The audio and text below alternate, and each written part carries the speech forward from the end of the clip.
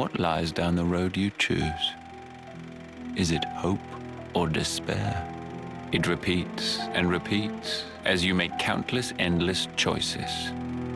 You too, like everyone, have been making them all along.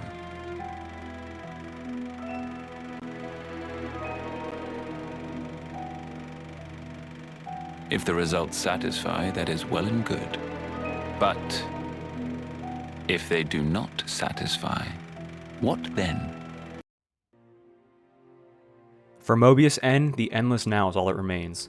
While he may have once fought as Ouroboros, the overwhelming agony of losing Mio time and time again drove him to the edge of despair. In his weakest moment, he was coerced by Z into becoming the golden console, N. N is a big part of why Noah is my personal favorite Xeno main character, and in this video I hope to shed some light on N's character and why it's so important understanding Noah. The core of N's character is founded on the impossible choice that Z presents him as he first becomes Mobius, and the ways that he copes with his regret and despair following this choice. Either kill the people of the city, or watch Mio fade away and return to the cycle of rebirth without him. N, presented with this choice, is forced to choose between the two things he loves the absolute most. He is presented with this choice immediately after Z shows him all of his past lives as well, reminding him just how many times he's lost Mio and failed the one he loves the most. However, in making this decision, we never see Noah being reminded of the people of the city, who he has stated to have loved just as much as he loved Mio. Z even goes as far as to show Noah Mio disappearing once again, a reminder of what he still stands to lose, but forever this time. N makes his choice. He will claim the lives of the people of the city, the descendants of himself and the original Ouroboros, and bring back Mio. After all, she told him that she wanted to be together forever. For N, a man with nothing left to lose, this was the only path forward. In Future Redeemed, we get to see his massacre of the city, which even requires him to kill his own son, Gondor, who questions if it's what Mio would have wanted. This is where we learn something critically important about N. Despite becoming Mobius, he has lied to himself that he's doing the right thing to protect the world, especially with the added context of Alpha threatening to destroy Ionios. This does mean that at least briefly he was protecting the world, but this doesn't offset the hundreds of years of violence he perpetrated. He tells Gondor that the burden is his alone to bear, and Gondor responds by saying, "You can't choose this path." We can interpret this both as Gondor knowing that his father wouldn't have chosen this path voluntarily, and that Gondor also doesn't want him to destroy the city. N visibly struggles at this point, with his teeth clenching and eyes narrowing. He knows he's made the wrong decision and is forced to live out his lie. N's eyes are a focal point of the cinematography of any scene he is present in, and are one of the most visually striking parts of his character design. Unlike every other character in Xenoblade 3, N's eyes are missing their reflections, visibly showing us the depths of his despair. They're important later on as they show us a window into his character, and are worth noting as they show his realization that he made the wrong choice. N's twisted sense of justice is something we see come up throughout the entirety of Future Redeemed, and one of the more central parts of his character. It establishes that there is some good left in N, even if his good intentions have been twisted beyond recognition. It also serves to show that Mobius itself is not inherently evil. This might be a topic I discuss more in the future. As a result of his service to Z, N is given his promised reward, the return of Mio as Mobius M. This locks her in the eternal prison alongside him, and M is dismayed at this fact. She'll be able to spend eternity with N, but she never wanted it like this. Most saddening to her is the fact that she knows that being Mobius means that she'll never be able to disappear. N is forced to grapple with the consequences of his choices, and that the person who he believes that he did all this for isn't even happy. This entire time, N says very little. In response to her questioning him, N simply says, "I didn't want to lose any more." This line tells us something critically important. N did all of this for himself, out of some sense of self-loathing and pity. He's failed far too many times. He can't lose anymore. One of the most striking parts of this scene is how N himself has no reaction to Mio actually coming back. He stands there, watching as the city burns, only slightly turning his glance over to her. Based on what we know about Noah as a character, we would expect him to be overjoyed at this reunion, but instead, he is simply indifferent. This further shows how everything N did, he did for himself, and trying to convince himself that he made the right choice. It was never about Mio. It was always about N's own regret and sadness and finding a way to cope with it. I think there's a lot more to be said about M's character in relation to N, but for the sake of brevity, I'm not going to go into it too much here. I may make an analysis of M's character as well down the line because I think she's really quite interesting, and most people likely haven't given her character too much thought. One key component of her character that I do think is worth mentioning here is what she actually meant by wanting forever with N. Throughout the entirety of Xenoblade 3, we see the main character struggle with the concept that the people of the city live longer than 10 terms. In some cases, they even comment on this fact as being greedy, because to them, living a full life seems excessive. She explicitly states this in Chapter 6 when she said that all M ever wanted was to live out her days with Noah. M struggles with the fact that she's never had any agency over her mortality, and now N's taken it from her once again. We see N quite a bit throughout the rest of Future Redeemed, where he serves as the deuteragonist. He shares the same goal as Matthew in wanting to defeat Alpha to save Ionios, but their reasons are obviously quite different. This is where we begin to see N's lie manifest more and more. In his battle with Alpha, we see him claim that he's removed from his family, yet in the same scene, he also claims that he'll defeat Alpha with emotion even greater than Alpha's own. N's hypocrisy is the foundation of his entire character and his struggle with his actions. His entire emotionally distant persona is literally a mask he puts on, meant to conceal that everything N has done is out of pure emotion and his own despair, no matter how twisted he's become. Future Redeemed also gives us a glimpse into the fact that N's actions were originally founded upon a sense of justice and desire to protect the person he loves the most. Perhaps embodying this most is during the ending of Future Redeemed, when N is willing to go as far as to release his own powers as Ouroboros to assist Matthew in defeating Alpha. In this moment, we even see the light return to his eyes, showing that N at his core is the same Noah we know from the base game and has the same capacity to do good. However, at the end of Future Redeemed, N realizes that he's shown his hand far too much and puts on the mask, returning to his role as Mobius N. However, the circumstances surrounding N make it clear that he was heavily coerced into going down the path he chose, as he had no support in making his choice. As mentioned earlier, Z never showed him the people of the city, or any of the friends he may have had in his previous lives. This brings us to the base game, and N's relationship to the Noah that we all know and love. About 500 years pass between Future Redeemed and the base game, and in these 500 years, N has solidified his belief in his own lie. In the base game, N has justified his massacre of the city because those lies originated from him, which he believes gives him the right to kill them for the sake of his goals. This isn't even entirely true, and serves to illustrate the depths of how far he's willing to go to uphold the lie that he lives. The people of the city weren't just his descendants, and were also descendants of the original Ouroboros. Even if he uses this justification, it does not explain his continued disdain for the people of the city. Additionally, in the base game, N comes to learn that he is reincarnated in the cycle. N knows nobody better than himself. This is why he immediately sees Noah as the greatest threat to his self-preservation and future with M. After all, N does have the memories of himself as Ouroboros, and knows that Noah's end goal is the end of the Endless Now.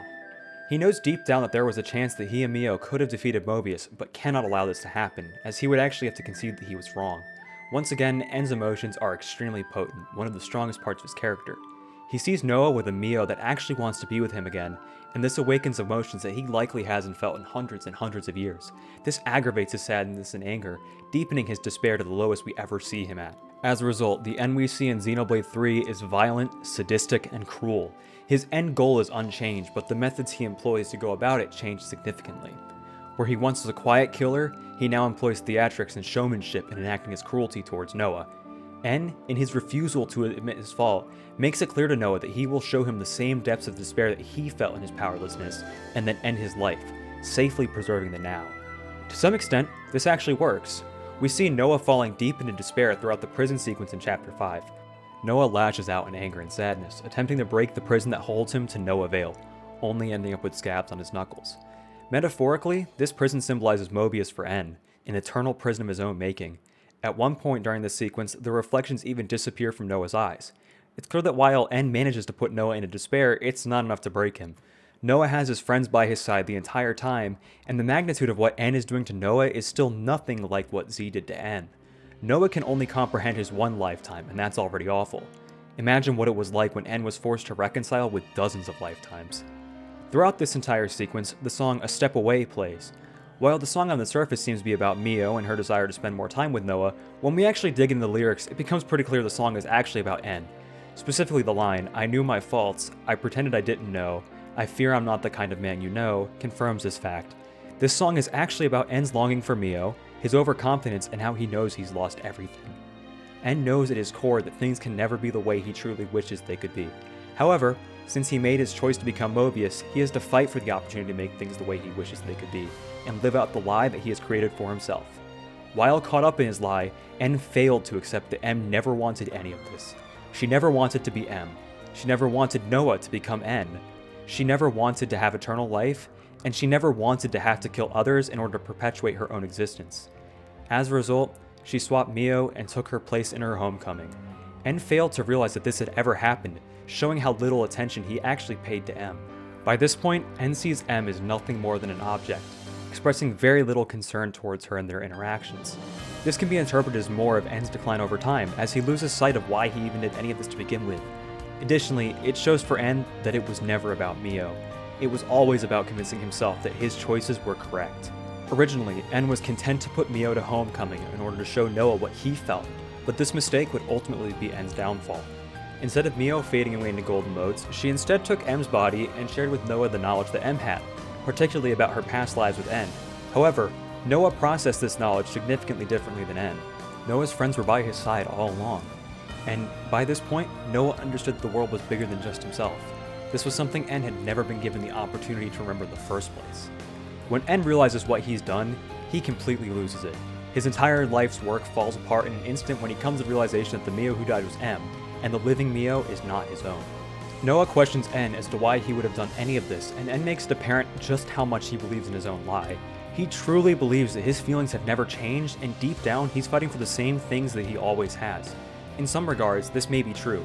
N's struggle with Mobius in his previous lives was ultimately secured a peaceful life for himself and Mio, but he's forgotten the other half of it, which was to help the world move forward.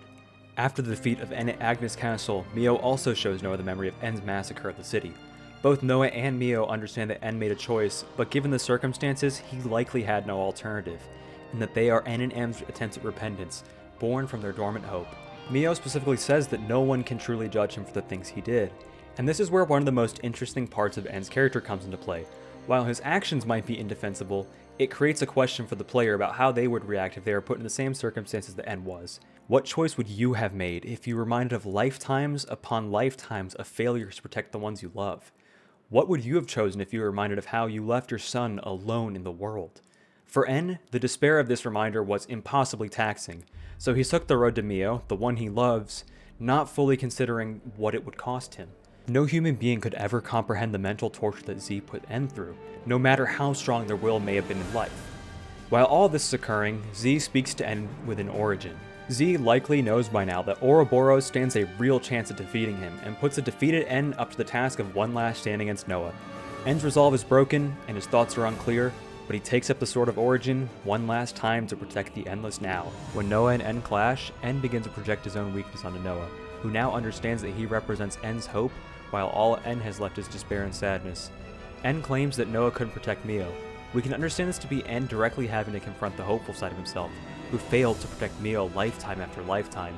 N's already fragile mental state has been completely shattered by now, as his hundreds of years have gone entirely to waste.